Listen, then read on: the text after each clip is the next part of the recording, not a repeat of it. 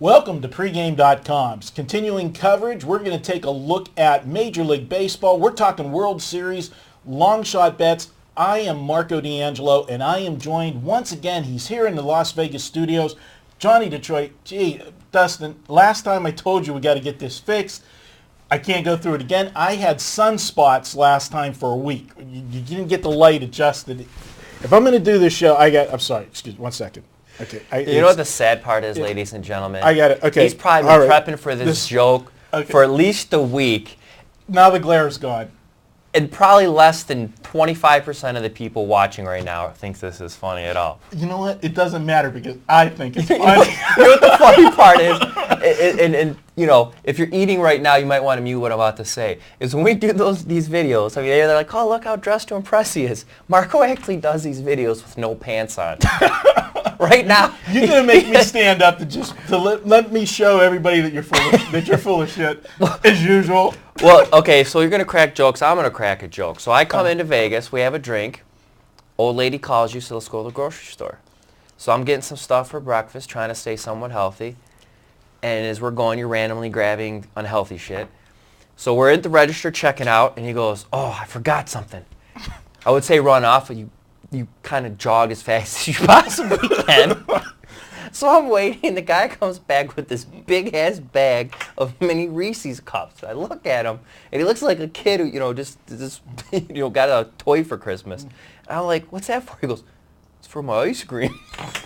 He was so proud of himself, and he just couldn't comprehend the fact that I didn't understand, like, what else would I be getting a bag of Reese's cups for at 10 o'clock at night? And then at 1 in the morning, I get up to go to the bathroom, and you're still working. I mean, you're let probably, everybody know I'm working. You're probably the hardest worker pregame, probably. And I see you walking away from your upstairs office, and I go, "Dude, you're finally going to bed." And you're like, "No, I'm going to get a bowl of ice cream." Well, my wife Lori made, for Johnny's arrival, she made homemade ice cream. I mean, Which you ate of. Which you ate of. You ready to talk some baseball? Let's talk some baseball. Okay. You done busting my stump? No, not at all, but go ahead. All right. Well, we're going to take a look at Major League Baseball. You've got a team. I've got a team. You've got a National League team. I've got an American League team. I think there's value yet here to take a shot at the World Series, to win the World Series. Obviously, we all know. You don't have to be a rocket scientist to know. Philadelphia Phillies, odds-on favorite to win, the World Series. You've got the Yankees and the Red Sox. That's the 1-2 punch in the American League. Right, real quick, is last night we were actually at the Bellagio playing cards, and, to kind of prep for the video, we grabbed the, updated cheat sheets. And, we checked some offshores, and pretty much the lines are pretty much static across the board. Is Phillies sitting at 9-5, they opened at 5-1. Red Sox sitting at 5-2. They open at 4-1, and the Yankees are sitting at 7-2, and they open at 7-2. And real quick, for everyone watching the videos, this isn't necessarily who we think will win the World Series. It's saying if we take the no-brainers out, because personally I really think that I think I said personally like 3 times, that the Boston Red Sox... Better than what you've been saying all day. I can't say that on video. Yeah, I know. I think that the Boston Red Sox are, not personally, but I do think that they're the best team in baseball. I know everyone's the Phillies pitching staff. I just think the Boston bats, and when those games are at home with that crowd, I had the pleasure of actually going to a game at Fenway during the 4th of July weekend. It's just an experience with that park. But that being said, is if we take the Yankees, Red Sox, and Phillies and say toss them out and say, okay, who's left that would have a shot? Who are those teams? So, that's really important to say. So when you're watching this, you're not, putting the bank load on the teams we're about to say. Right. So, all right. Well, my pick for the World Series, I'm going to go to the American League because I think the American League's a little bit more wide open. Obviously, in the National League, as we said, Philadelphia is the front runner. You got the San Francisco Giants that can match the Phillies pitching man for man, but the Giants just don't have any hitting. I mean, this team struggles to get to 3 runs, and case in point, generally when you're talking 7-game series, pitching is going to outweigh the hitting. Correct. I mean, so that's going to be a situation where the Giants could knock Philadelphia off, but those two are going to, battle it out as the front runners. Over in the American League, yeah, the Yankees are there, but let's be honest, the Yankees, a lot of this is, it's built on their marquee name. They're getting it done. But I've talked about this on numerous podcasts this year. The Yankees are just an average ball club at night. They're phenomenal in the daytime. just, I don't have the stat in front of me, but at one point it was like 26-5. I think it's like maybe 28-7 or something like that. They won 2 games over the weekend in daylight games.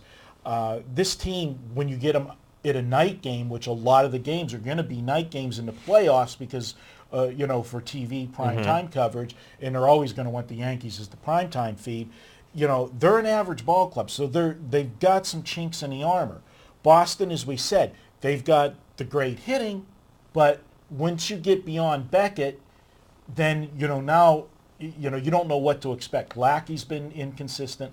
Lester's had his problems. Lester's either been very good or very bad. Tim Wakefield, the knuckleballer, he's been around forever. I mean, this is a guy who played for the Pirates way back when.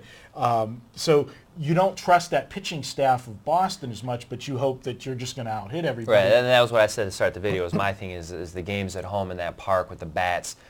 You're going to assume that they're going to hopefully win those games, and then with their bats on the road, that the pitching could at least pitch okay, and then their bats are what's going to do it for them. The beauty of a 7-game series, though, Johnny, with a team like Boston, and this is a plus for them, obviously, when you have that one stud, Beckett, and you plan your 7-game series with the travel day in between and that, you can squeeze your ace out if you really need them.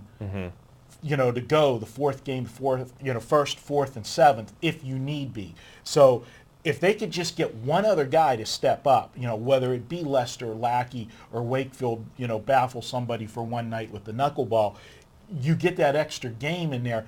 This is a tough team to get past because Beckett, he's a stud. He's going to bring it every night when he's on the mound. But what I'm going to go for, and I think this is a big plus for them that they got to taste it last year, the Texas Rangers. The Rangers last year, yes, they had Cliff Lee on the staff, and everybody thought once they lost Cliff Lee, you lost that leadership, the big gun in the starting rotation. Because let's face it, the Rangers staff is young, but the experience they got playing in that big game atmosphere last year, going all through the playoffs, getting out of the American League and going to the World Series, you can't erase that. And that's something that's going to give this team confidence this year. I think they are they're not really a long shot. We're looking at them at 6-1 to win the World Series. This is a situation that I like them at this number. I think they can get the job done.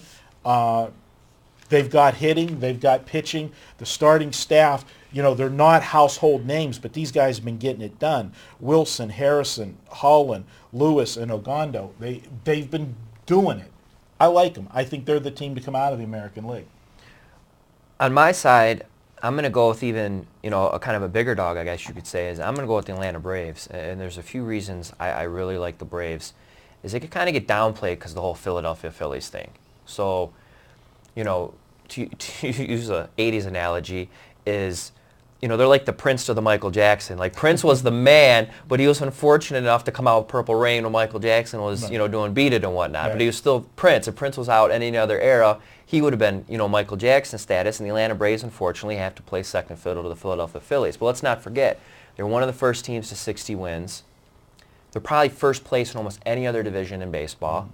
And, I'm a value guy. I may not know every player, every situation. I kind of look at scenarios and read through the lines and compare a lot of things. Is, for example, my Detroit Tigers open at 30-1. They're currently at 10-1.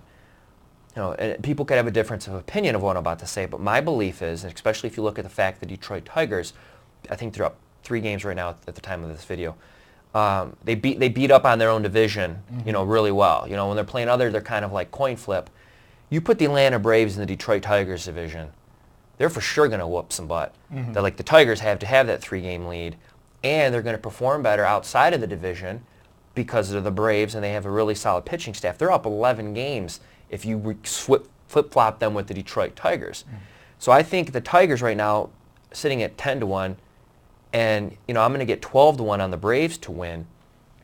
They don't have the greatest batting average, but right now they're second in the National League in home runs, which to me means, if that pitching, who right now is 3rd best in the ERA in their league, with Philly obviously, it's hard to compete with that. San Francisco. If their pitching staff does what it's doing now, and their bats could pick up the pace a little and they can continue to hit the long ball like they have been, I just think at 12-1, it's not worth taking a little stab that, like you said, is even using an example of Philly with the studs. One of those studs has an off night. I mean, they're perfect pitchers almost across the board, but all it takes is one bad game or, some hitter to hit some long ball and, go up 3-1 early, and now a team like Philly or someone's going to have to rely on that second half of the lineup or whatnot. And at 12-1, it's worth it to me. Dollars to dollars, I'm saying the Phillies, or in the World Series, I'm going to take the Red Sox. But at 12-1, that's going to make me say it may be worth the shot. A lot of the stuff that I said. And the other thing is obviously the teams like Philadelphia, the Yankees, and Boston, they're all gearing in. But what happens if a Cliff Lee or Doc Holliday, Roy Halladay goes down? This team all of a sudden becomes average if you take one of those, studs away. Right. If they get hurt for any period of time. I mean, I'll take it a step further. Let's not even say they get hurt. I mean, none of these guys are undefeated. Mm-hmm. They've lost games. Forget the whole fact of them slipping on a banana peel in the locker room. They go out and have a rough outing. They only need to have one rough outing in a 7-game series for their start. For a game that, is going to be assumed would be a win is now a loss, and now they're playing catch-up with their 2 second-tier, third-tier, fourth-tier pitchers in that 7-game series. So it only takes one game to change the dynamics, and, come the actual playoffs, on my Twitter and within the forums, I'll be updating, like, mathematical, historical percentage of when teams go up 1-0 or however it is, and that's a huge edge. So, I mean, anything could happen. At 12-1, it's worth a gamble, at least in my opinion. Absolutely. So there you have it. Johnny Detroit's World Series long shot is to take the Atlanta Braves, and we're seeing them at 12-1. I'm going to go American League. Not quite the big price of Johnny's, but still I think a ton of value. Take the Texas Rangers at 6-1 to win the World Series. He's Johnny Detroit. I'm Marco D'Angelo. Thanks for watching. We're going to be back. We're going to preview some football. We're going to take a look at some win totals in both college and NFL, so stay tuned. I just got excited when you said football.